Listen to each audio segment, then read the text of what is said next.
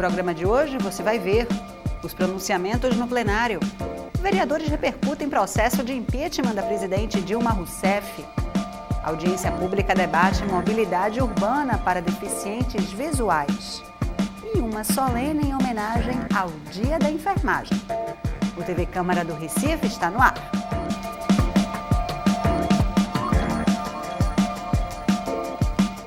Olá, começa agora mais um TV Câmara do Recife Online. Uma audiência pública discutiu a mobilidade das pessoas com deficiência visual no Recife, com destaque para o uso de sinais sonoros nos semáforos da cidade. A iniciativa foi da vereadora Isabela de Roldão.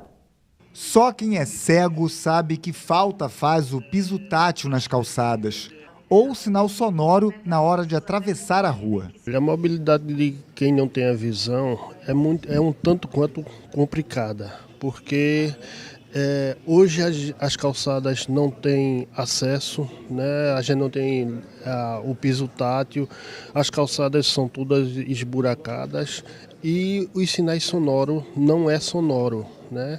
Então a maior dificuldade da gente hoje em dia é para a gente atravessar as ruas porque não tem segurança se o sinal está aberto ou fechado, né? Porque por conta disso tem essa audiência pública aqui que vai falar principalmente da mobilidade do Recife e dos sinais sonoros principalmente. A solução para o problema da travessia pode estar em um projeto de lei da vereadora Isabela de Roldão que tramita na Câmara e propõe instalar sinais sonoros nos semáforos do Recife.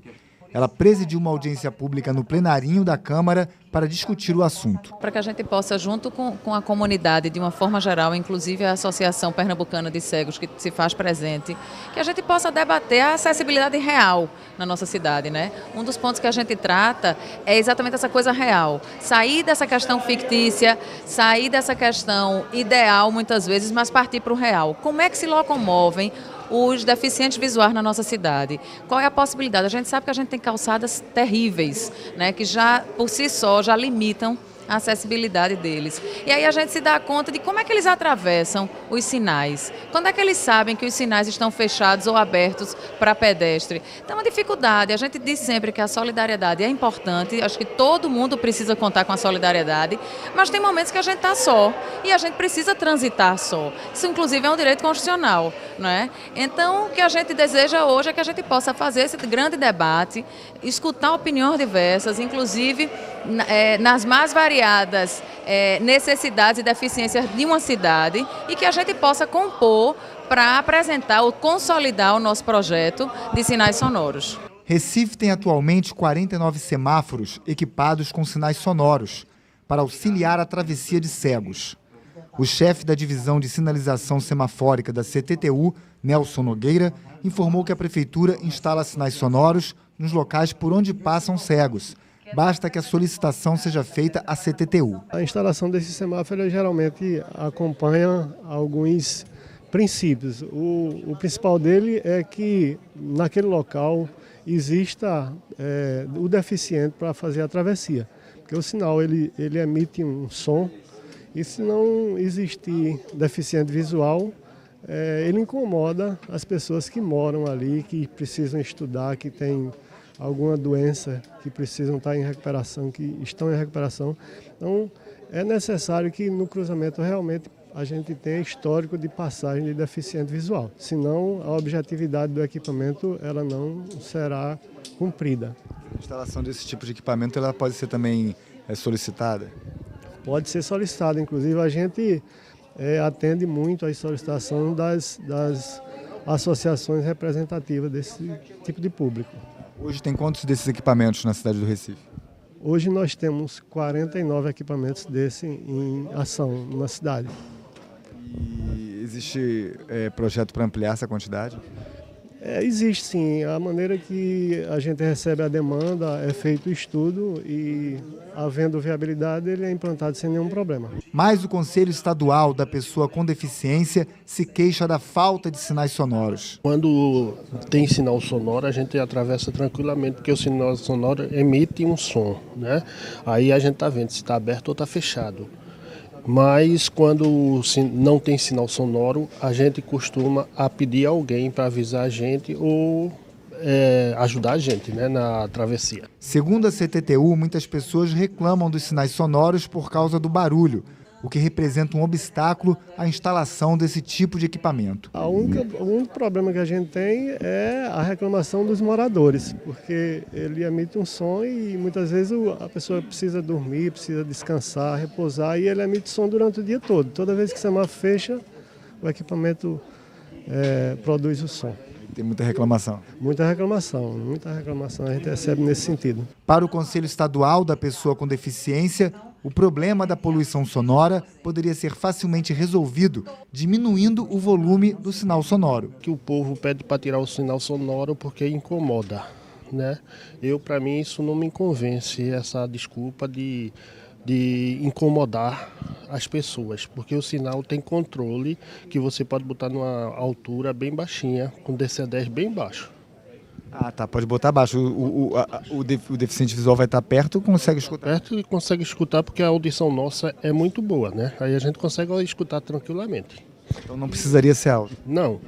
Não precisaria ser alto no tom que eles botam, né? Tem sinais sonoros, eu já viajei por todo o canto desse Brasil, e no Brasil tem sinais sonoros bem baixinho, que você só escuta quando está debaixo do sinal, certo? Então isso pra gente é muito bom, né? E o sinal sonoro, eu quero dizer que não só beneficia a pessoa com deficiência, beneficia a pessoa idosa que tem problema de visão, esta questão é muito mais seguro, né, quando tem um sinal sonoro para todo mundo. Então vocês solicitam que seja em todos os sinais, é isso? Solicitamos que seja em todos os sinais, certo? Inclusive tem leis que era até 2014 para implantar todos os sinais sonoros no Brasil, a lei da BNT, certo? E o Recife é uma das capitais que poucos sinais sonoros tem. O gerente-geral de trânsito da CTTU, Agostinho Maia, explicou que não existe na legislação de trânsito nenhuma regulamentação sobre o uso de sinais sonoros. Não existe ainda uma legislação específica estabelecida pelo CONTRAN para a instalação desses equipamentos. Tudo isso é feito na experiência nossa para atender as demandas que nos chegam e nós temos feito isso com nossa experiência. A solicitação deles é de que seja instalado em todos os sinais. Isso é possível? Tem que ser feito um estudo para você não botar um equipamento desse onde não tem a demanda. Então, normalmente a gente instala onde tem a demanda. Instalar onde não tem a demanda, eu acho que estaria pronto para atender a demanda, mas quando não tem, ficaria um uso desnecessário. Bem que as pessoas que são cegas, elas podem percorrer a cidade inteira, em que a qualquer momento elas podem usar aquilo ali. Pode percorrer a cidade inteira, exatamente. Agora, nem sempre eles percorrem a cidade inteira, então normalmente a gente tem colocado onde tem a solicitação. Agora, nada impede que seja colocado na cidade inteira, mas como não tem uma regra para isso ainda, a gente não colocou. Mas assim que solicita, vocês colocam? Assim que não chega a solicitação, a gente atende. Também participaram da audiência pública o representante do Conselho Municipal da Pessoa com Deficiência, Paulo Fernando, e o representante da Secretaria de Mobilidade e Controle Urbano, Marcelo Pedrosa. Um dos encaminhamentos da reunião foi a criação de um grupo de trabalho para discutir o tema. A gente tirou aqui, um dos encaminhamentos é formar uma frente de trabalho, ampliar essa discussão. Acho que o projeto é super válido. A gente fez a leitura de outros projetos nossos de acessibilidade também, de inclusão.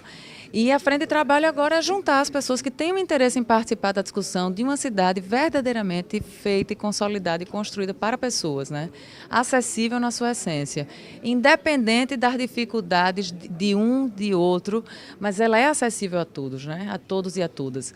Então essa frente de trabalho a gente tira como encaminhamento já a próxima reunião do Conselho da Pessoa com Deficiência, da qual a gente já se dispôs a participar e a partir daí encaminhar outros encontros para discutir e aprimorar os projetos, as legislações existentes e essa discussão, porque eu acho que é uma coisa muito também de conscientização. A gente precisa conscientizar as pessoas que aqui vivem da importância da inclusão e do acesso, independente das dificuldades ou deficiências de cada um. Na manhã de ontem, o Senado iniciou a votação que decide sobre a abertura do processo de impeachment da presidente Dilma Rousseff.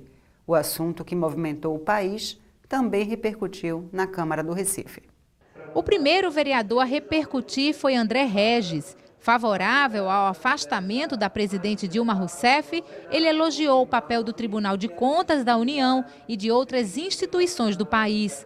Acompanhando de perto o processo político, sendo chamado várias vezes para decidir,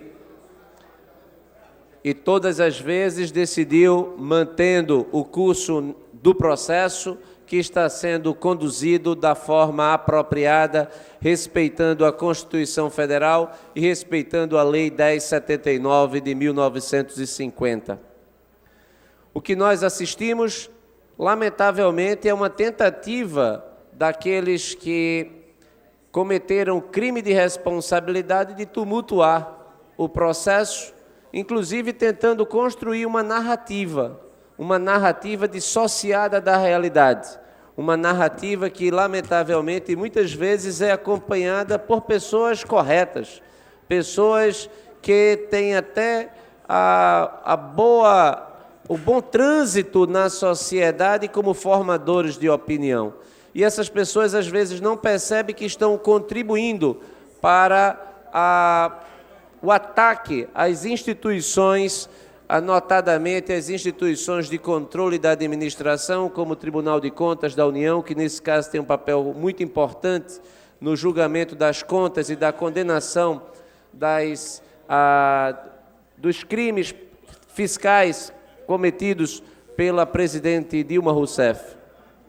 Mas não apenas o Tribunal de Contas, mas a magistratura, a Polícia Federal, o Ministério Público, todos atacados por essa retórica, que agora, inclusive, passa a atacar a legitimidade até do Supremo Tribunal Federal, que até pouco tempo era festejado como o guardião do processo democrático, quando, em dezembro de 2015, estabeleceu um rito muito mais dificultoso para o processo de impeachment, vereador Rogério de Luca, do que foi com o presidente Collor.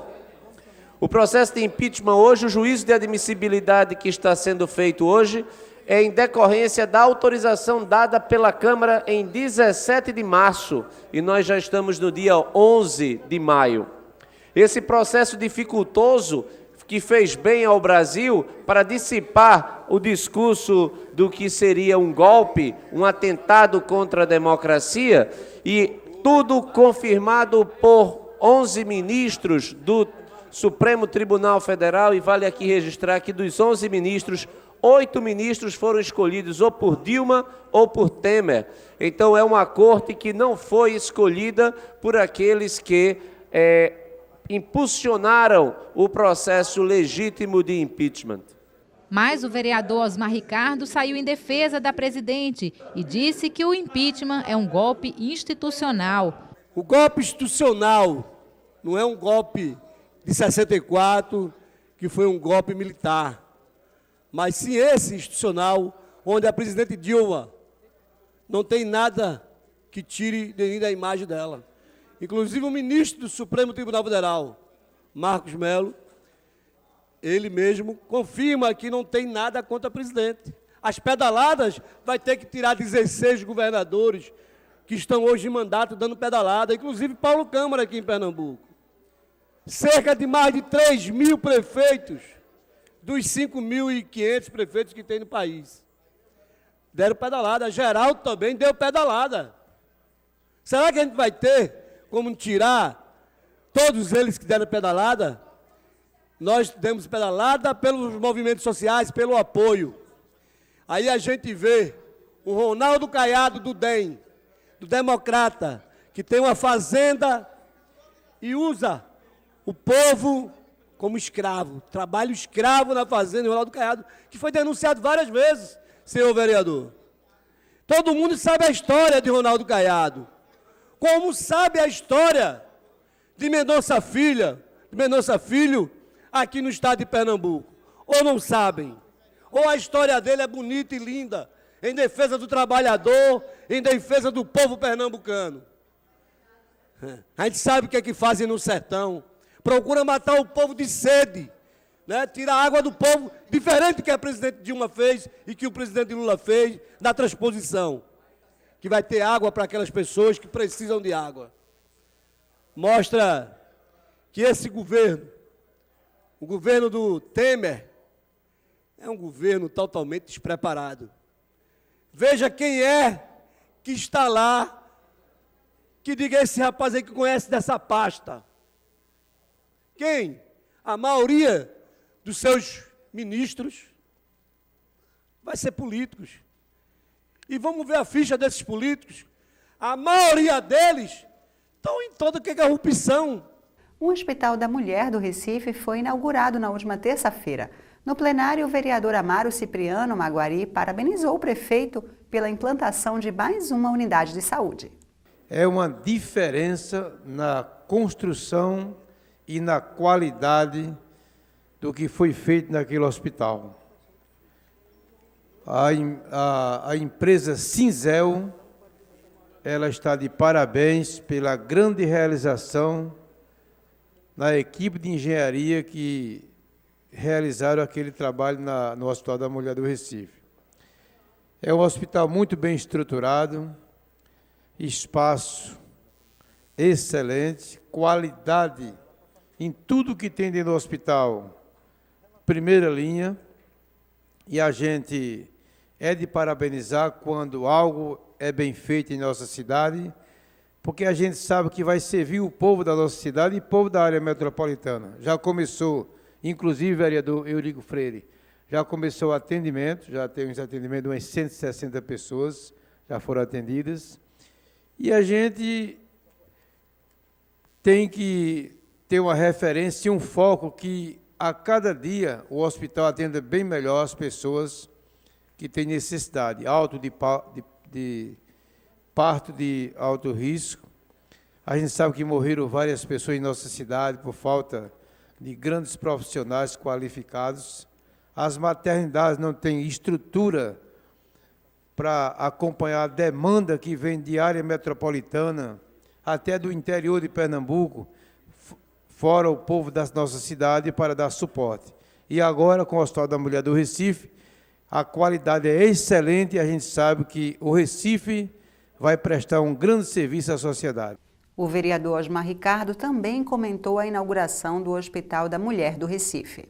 Estou torcendo, tenho minhas dúvidas, com minha convicção. Primeiro eu quero dizer que o prefeito Geraldo Júlio abandonou as maternidades da cidade do Recife. A Bandeira Filho, a maternidade da Encruzilhada, a maternidade da Vida Norte, como é? Bairro Lima. Então, foi abandonada. O povo na maternidade do Bairro Lima está tendo filho no chão. No chão, e quem está dizendo não sou eu não, vereador. A imprensa. A imprensa que está do lado do PSB aqui no estado de Pernambuco foi que colocou matéria que mulheres deram bebê no chão, porque não tiveram atendimento. E a gente sabe que esse Hospital da Mulher vai ser inaugurado só uma ala, só uma parte, vereador Maguari. Mas ninguém quer dizer que também teve recurso, né, do governo federal. Teve o terreno, foi cedido pela União. Teve agora 20 e poucos milhões, 24 milhões, cedido também pelo governo Dilma. Na última segunda-feira, um menino de 11 anos levou um choque elétrico ao encostar num sinal de trânsito na zona norte do Recife. O fato chamou a atenção da vereadora Michele Collins, que destacou um projeto dela em tramitação na casa que pretende reduzir o número de acidentes como esse. Os dados são alarmantes e, de acordo com a Associação Brasileira de Conscientização para os Perigos da Eletricidade, Pernambuco é o terceiro estado do Brasil com maior número de mortes provocadas por choque elétrico. E na área urbana, só ficando atrás do Rio Grande do Sul e de São Paulo, que tiveram 13 óbitos no ano de 2014. E naquele mesmo ano, enquanto eles tiveram 13 óbitos, Recife teve 12. Então, só ficou atrás por um número irrisório de 1 voto. E, baseado nisso, já há algum tempo, nós apresentamos aqui nessa casa um projeto de lei justamente para trabalhar essa questão dos postes. O projeto de lei 251, de 2013 ainda, eu apresentei aqui nessa casa, e o projeto é justamente para evitar essas tragédias. O projeto que eu apresentei aqui nessa casa é justamente pedindo isolamento dos postes de ferro. E, infelizmente, esse projeto ele teve o parecer contrário na Comissão de Legislação e Justiça. Então, eu estou trazendo esse problema aqui nessa casa para perceber que essa casa, como não só nessa área, mas em outras áreas, aqui tem vereadores que pensam, que raciocinam junto com a população, que oferecem soluções, mas muitas vezes os projetos eles não são levados adiante. Mas a Casa José Mariano pode dizer que já pensou nisso e que já agiu sobre isso. Porque muitas vezes a população, quando acontece uma situação dessa, fala assim, e aí, o que o poder público está fazendo? E nós trouxemos essa discussão, apresentamos esse projeto, e eu gostaria de pedir à comissão, gostaria de fazer aqui um apelo ao prefeito da cidade do Recife, Geraldo Júlio, que pudesse observar esse projeto, que pudesse fazer algo a nível de prevenção, porque é inadmissível que nossas crianças, que nossa população morra por causa de um choque elétrico. E coisa que pode ser prevenida, coisa que pode ser evitada, e algo tão simples. Na época, o Davi, que morreu também de choque ali em Boa Viagem, se reuniram vários profissionais e fizeram esse trabalho. Foi, inclusive, a equipe de apoio, engenheiros, estudiosos dessa área, que trouxeram essa solução para a cidade do Recife. Então, eu gostaria de pedir, senhor presidente, para que esse projeto pudesse ser reobservado. Eurico Freire quer criar um comitê gestor para ajudar no ordenamento das intervenções em obras públicas, praticadas por empresas concessionárias e permissionárias no Recife. Sabemos como enfrentamos a dificuldade do desordenamento dessas intervenções. Muitas vezes, por sinalização mal feita dessas obras, quando expõe o transeunte, expõe o veículo, expõe a própria população, quando no tocante do pós-obra não se tem uma referência a quem cobrar o pós-obra, porque a sinalização também é precária. A sinalização noturna, como bem sabemos, inexiste. E essa discussão ela teve o desdobramento através das 2 reuniões públicas. A segunda reunião pública foi feita na OAB Seccional Pernambuco, e lá nós formatamos uma minuta de decreto. Entregamos ao prefeito Geraldo Júlio, com o objetivo de ser criado um comitê gestor para discutir o ordenamento dessas empresas, dessas intervenções. O prefeito analisou o decreto, houve, no início desse ano, uma retomada dessa discussão, e nós estaremos, nos próximos dias, colocando um projeto de lei na casa. Tenho certeza que contaremos com a apreciação, o apoio dos senhores e das senhoras, visto que este é um tema, como já disse, que diz respeito a toda a população do nosso Recife, a todas as classes sociais, porque quando dá intervenção, o trânsito, a mobilidade é comprometida, quando dá intervenção, se sujeita a acidente o cidadão, a cidadã que utiliza bicicleta, que utiliza moto, que anda de carro, que anda de ônibus, de modo que acredito que a garantia da aprovação desse projeto, o ordenamento dessas intervenções, irá contribuir muito para a segurança, para o aspecto paisagístico também, e como eu já disse, uma vez sinalizado devidamente, nós saberemos a quem cobrar, até porque também foi convidado para contribuir o Porto Digital com o sistema. Esse sistema permitirá que o Legislativo, o Executivo, a sociedade civil possa estar acompanhando, possa estar registrando as suas queixas a quem de direito, quando não, também registrando os seus elogios. A Semana da Enfermagem foi instituída no Brasil em 1960, para celebrar o trabalho de enfermeiros, técnicos e auxiliares de enfermagem em todo o país. Na Câmara do Recife, a data foi marcada por uma reunião solene, promovida por Vera Lopes. A vereadora Vera Lopes é médica e foi como médica que ela destacou a importância dos profissionais da enfermagem no atendimento aos pacientes durante o discurso no plenário da Câmara na reunião solene em homenagem ao Dia Mundial do Enfermeiro. Como médica, nós sabemos que a gente não pode trabalhar sem esses anjos que estão conosco, porque realmente eles nos levam, eles são os nossos braços direito e esquerdo. né? Eles que nos auxiliam, eles que acompanham, eles que consolam os pacientes, eles que estão no leito, diuturnamente, dando a sua medicação, cumprindo as prescrições do médico. É ele que passa mais tempo com os pacientes, porque o médico tem vários serviços e várias tarefas para cumprir, e o enfermeiro é que fica ali, não é? Ao lado, cuidando daqueles pacientes, cuidando das suas vidas. E eu não poderia realmente deixar de fazer essa homenagem justa aqui. Já aconteceu uma homenagem antes do enfermeiro, em que foi chamado o sindicato de enfermagem, e agora, como já teve com o sindicato, nós estamos fazendo esta homenagem, inclusive uma homenagem conjunta, não é? Com o IDE, o Instituto de Desenvolvimento Educacional, que tanto trabalha para essa classe, pelo desenvolvimento, pela educação continuada, não é? Das enfermeiras, dos enfermeiros do nosso Estado. A solenidade foi conduzida pelo presidente da Câmara, Vicente André Gomes.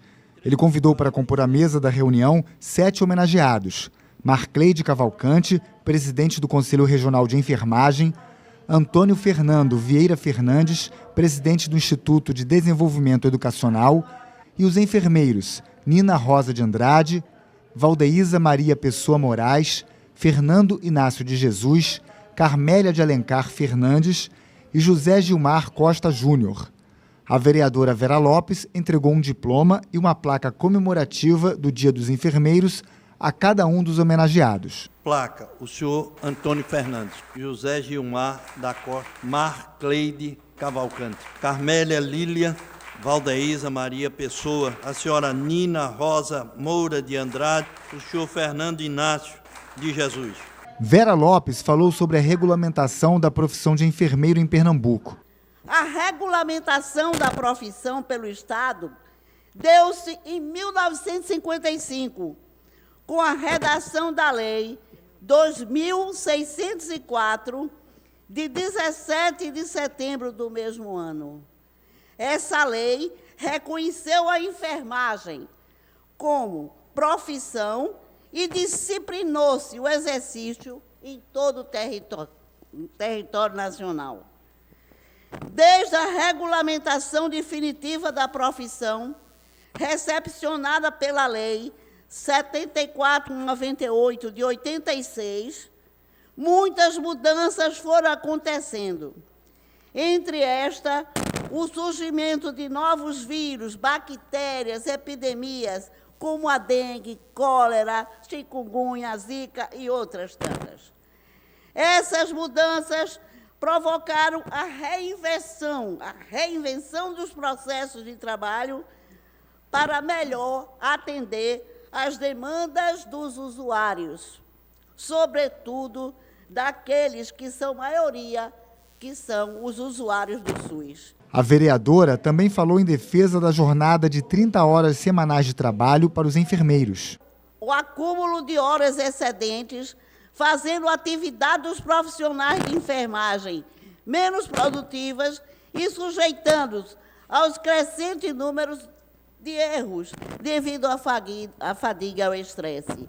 Nós aqui estamos querendo dizer que, com o aumento do número de doenças que foram antigamente controladas e que eclodiram novamente, esses profissionais estão fazendo jornadas duplas.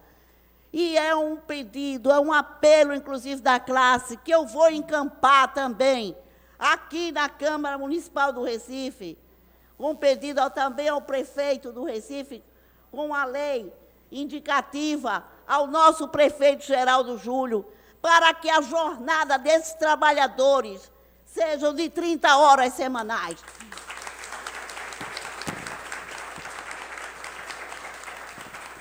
E é justo, porque esses profissionais mais descansados, eles podem estarem mais compenetrados, eles podem se dedicarem mais aos pacientes. Então, nós iremos lutar, e eu acredito também, com a ajuda do nosso presidente e com nossos colegas vereadores aqui Nós vamos encampar essa luta, porque esses profissionais são guerreiros, eles são lutadores, eles lutam por uma saúde de qualidade, eles lutam por um SUS eficiente, eles lutam pelo direito à vida. A presidente do Conselho de Enfermagem, Marcleide Cavalcante, também destacou a importância da jornada de 30 horas. Dificuldades e desafios fazem parte do nosso dia a dia. São muitas horas trabalhadas, por muitas vezes saindo de um plantão e entrando em outro, trabalhando em condições muito longe das ideais, convivendo com o sofrimento de pacientes que, por mais que tentemos não nos envolver, temos sentimentos e sofremos juntos. Porém, superamos essas adversidades e realizamos o nosso trabalho com dedicação e presteza. Para que o paciente seja assistido da melhor maneira possível, pois o profissional de enfermagem é capacitado para realizar o seu trabalho de forma a colaborar com a recuperação do paciente e bem-estar social. E não poderia deixar de falar em um grande anseio dos profissionais de enfermagem, onde os principais beneficiados serão os usuários do sistema de saúde, que receberão uma maior atenção por parte dos profissionais de enfermagem durante o período da assistência.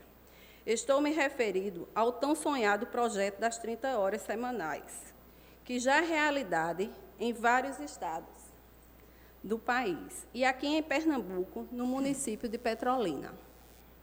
Com as 30 horas semanais, o profissional de enfermagem trabalhará de forma mais descansada e, consequentemente, prestará uma melhor assistência ao paciente. Estou terminando. O primeiro passo foi dado aqui nesta casa, onde apresentamos o projeto à nobre vereadora doutora Vera Lopes, que de imediato se comprometeu com a nossa causa e prometeu apresentar esse projeto para que seja apreciado nesta Casa Legislativa. E Recife, a exemplo de outros municípios, reconhecerá a luta dos profissionais que representam uma força expressiva de mão de obra nos diversos estabelecimentos de saúde. Finalizando, agradeço mais uma vez a oportunidade de estar aqui nesta reunião solene em homenagem ao Dia da Enfermagem. O presidente do Instituto de Desenvolvimento Educacional, Antônio Fernando Vieira Fernandes, parabenizou os enfermeiros. Parabenizo todos os enfermeiros aqui presentes e ausentes, mas de modo especial os enfermeiros Gilmar Júnior e Carmela Alencar, porque vejo e testemunho o quanto são profissionais dignos e verdadeiros representantes da enfermagem. Tendo em vista o quanto amam, tenho orgulho de sua profissão e também pelo que batalham pelo sucesso dessa categoria, como se estivessem batalhando pelo sucesso do seu filho.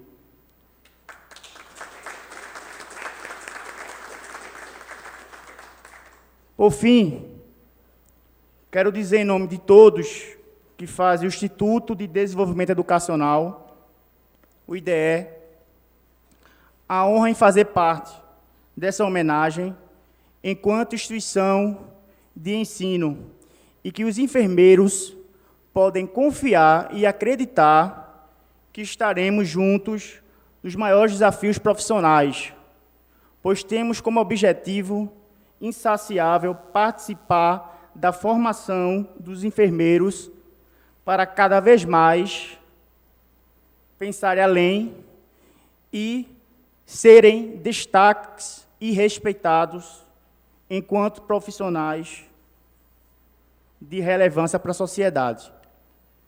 Por fim, o IDE é uma instituição compromissada na área de saúde.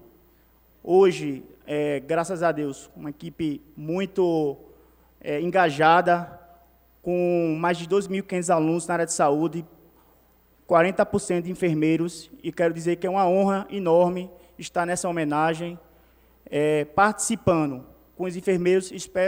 Espero que novas homenagens aconteçam, e obrigado. Viva a enfermagem! O presidente da Câmara, Vicente André Gomes, encerrou a reunião solene. Este amor, desta abnegação dos enfermeiros, nós encontramos na prática.